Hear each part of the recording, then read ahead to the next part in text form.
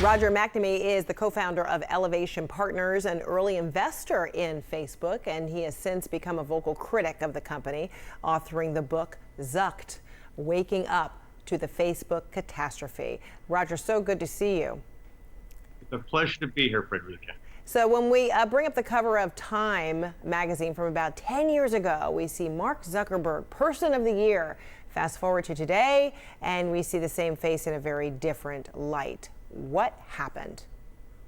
So, Fredricka, I think the fundamental issue here is that Facebook found a business model in 2013 where it used algorithmic amplification and recommendation engines, along with this massive supply of data, which it uses surveillance to essentially create a model of each and every one of us that it can use to both predict our behavior and then with the recommendation engines to manipulate it.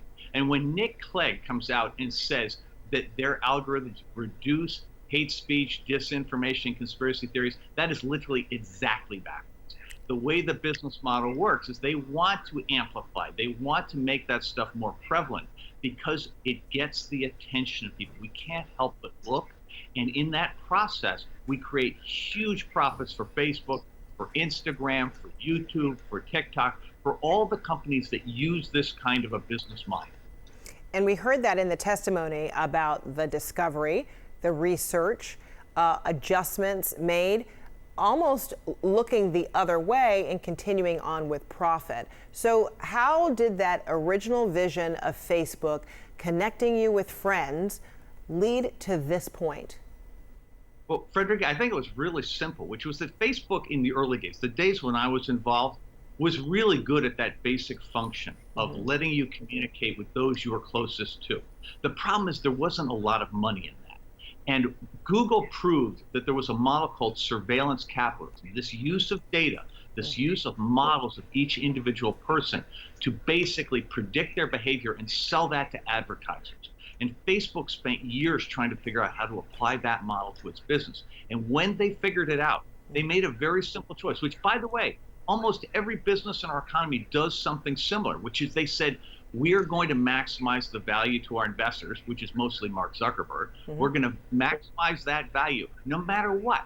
And they have done this persistently in spite of massive internal research, which is what the whistleblower shared, right? Yeah. That wasn't her opinion. That was their own work done for their management team.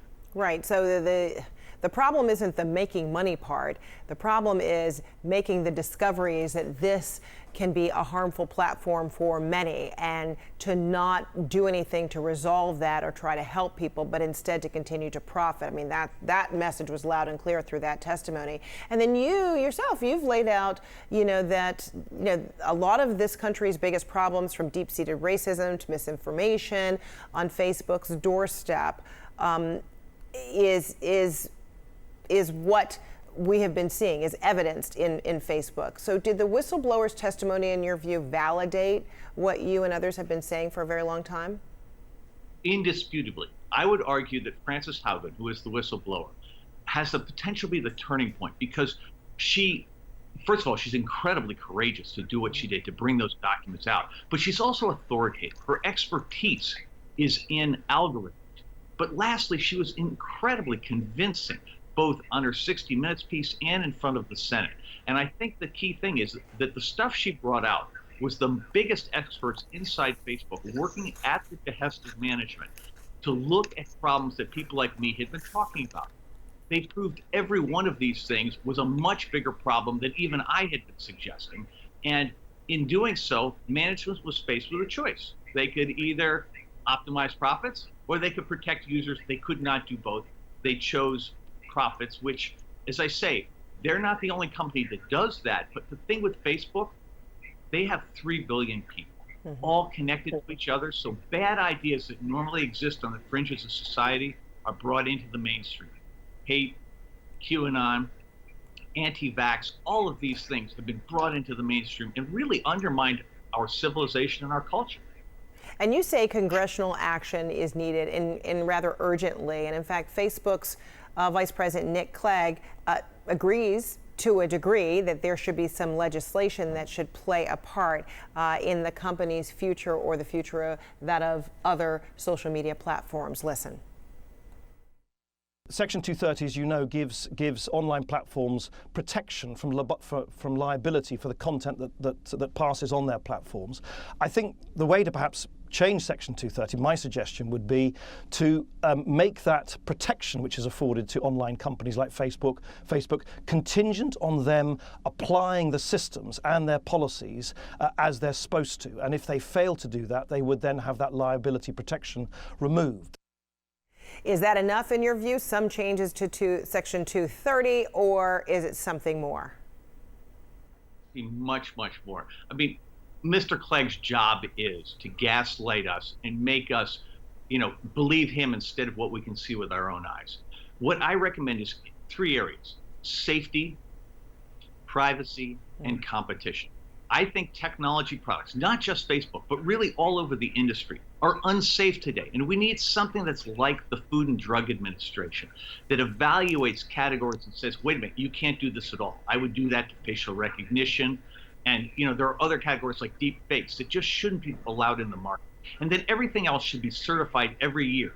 They have to demonstrate that they're safe. And if they have a failure, they have to pay a huge fine. On privacy, this is the place where I think Facebook, YouTube, TikTok are so guilty. And they have too much information on us, and it gives them power over us, the ability to control our options. You think about digital redline or predictive policing or resume review, where the biases of the data sets deprive people of opportunities. And then you think about Facebook, the way that it pushed people into anti-vax groups, the way it pushed people into Stop the Steal, effectively causing people to believe things that aren't true. We really need to prohibit surveillance capital in its entirety, or if you can't do that, at least ban the use of health information, location, web browsing history. All sorts of intimate details just should not be part of that marketplace. Yeah, and then lastly, just one last point. Yeah, go ahead. We need to update antitrust law for the 21st century. These companies are too big. Facebook failed twice this past week, and millions of small businesses were deprived of their livelihood because this is a monopoly and there is no alternative. Yeah, your message is loud and clear. I mean, free reign on so many issues has to be reeled in or ended altogether. Roger McNamee, thank you so much. Appreciate it. It is entirely my pleasure, Fredricka. I hope to see you again soon. Thank you. I'm sure you will.